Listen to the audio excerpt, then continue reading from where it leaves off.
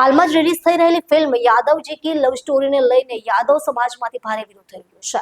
સમાજના પ્રતિનિધિઓએ આક્ષેપ કર્યો છે કે ફિલ્મમાં યાદવ સમાજનું માન સન્માન આવેલું છે અને સામાજિક અને ધાર્મિક રીતે સમાજને ઠેસ પહોંચાડવામાં આવી રહી છે. વિરોધના હેતુમાં ફિલ્મના નિર્માતા વિષ્ણુ નારાયણ ચૌહાણ, ડાયરેક્ટર સંદીપ તોમર, નિર્દેશક અંકિત ભડાના અને અભિનેતાઓ વિશાલ મોહન અને પ્રગતિ તિવારી સામે કાયદેસર પગલાં લેવા માટે અરજી કરવામાં આવી છે. યાદવ સમાજના અગ્રણીઓ અને સંગઠનોએ આ ફિલ્મને લઈને ગંભીર વાંધો ઉઠાવ્યો છે.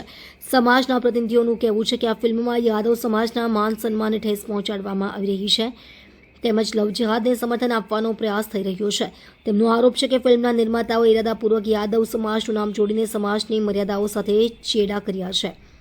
યાદવ સમાજના વકીલો અને યુવાનોએ એક સંયુક્ત નિવેદનમાં જણાવ્યું હતું કે અમે 26 કરોડની વસ્તી ધરાવતો સમાજ છે જેની દેશ હિતમાં, સમાજ હિતમાં અને દેશની રક્ષામાં મુખ્ય ભૂમિકા રહી છે. અમારી એક અલગ પહેચાન છે. આ ફિલ્મ અમારા સમાજને નીચું બતાવવાનું કામ કરી રહી છે. ફિલ્મમાં અમારી માતા બહેનોની છબીને પણ ખરડવાનો પ્રયાસ કરવામાં આવ્યો છે જે અમારા માટે અસહ્ય છે. સમાજના લોકોએ એવો પણ સવાલ ઉઠાવ્યો છે કે જો ફિલ્મ સંપૂર્ણપણે કાલ્પનિક હોય તો પછી કોઈ ચોક્કસ સમાજનું નામ શા માટે જોડવામાં આવે? આ દ્વારા સ્પષ્ટ થાય છે કે ફિલ્મ નિર્માતાઓનો હેતુ માત્ર યાદવ સમાજને લક્ષ્ય બનાવીને ખોટી ચાહ ઊભી કરવાનો છે. સમાજના આગેવાનોએ કહ્યું કે આ પ્રકારની ફિલ્મો એક સમાજને બીજા સમાજ સાથે લડવાનું કામ કરે છે અને સમાજમાં ભાગલા પાડે છે. અગાઉ ફિલ્મો બનતી ત્યારે કોઈ ચોક્કસ સમાજને ટાર્ગેટ કરવામાં આવતો ન હતો, પરંતુ આજકાલ ઘણી ફિલ્મો એવી બની રહી છે જે વિવિધ સમાજોને નુકસાન પહોંચાડે છે. આ ચિંતાજનક વલણ છે.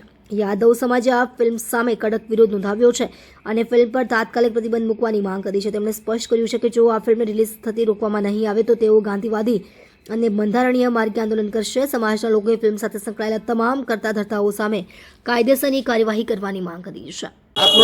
હું રામમૂર્તિ યાદવ, શ્રી યાદવ હાઈ સમાજ સેવા ટ્રસ્ટ ના રાષ્ટ્રીય મહામંત્રી.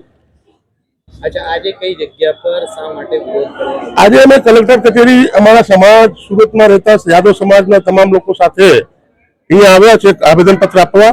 એક મૂવી 27 તારીખે રિલીઝ થાય છે. એ મૂવી છે યાદવજીની લવ સ્ટોરી. એમાં જે છે ને એ સ્ટોરીમાં જે ફિલ્મ નિર્માતા છે અમારા સમાજ સામે, અમારી સમાજ સાથે બહુ અન્યાય કર્યું છે. અમારી મા બહેન ખરાબ રીતે એ લોકો દર્શાવ્યા છે, લવ જિહાદને પ્રોત્સાહન આપી રહ્યા છે. એના વિરોધમાં અમે અહીંયા આજે આવેદનપત્ર કલેક્ટરશ્રીને આપવામાં આવેલો છે અને અમારા આ આવેદનપત્રમાં એવું લખ્યું છે કે જો આ મૂવીને બેન નહીં કરવામાં આવશે, બાયકાટ નહીં કરવામાં આવશે તો અમે ઉગ્ર આંદોલન અહીંયા કરીશું. કઈ જગ્યા ફિલ્મ રિલીઝ થવાની? આ ફિલ્મ આખા હિન્દુસ્તાનમાં રિલીઝ થવાની છે. અમારા ઉત્તર પ્રદેશમાં જે છે, બિહારમાં જે છે, એમપીમાં જે છે, એની સામે સુપ્રીમ કોર્ટમાં ગયા છે.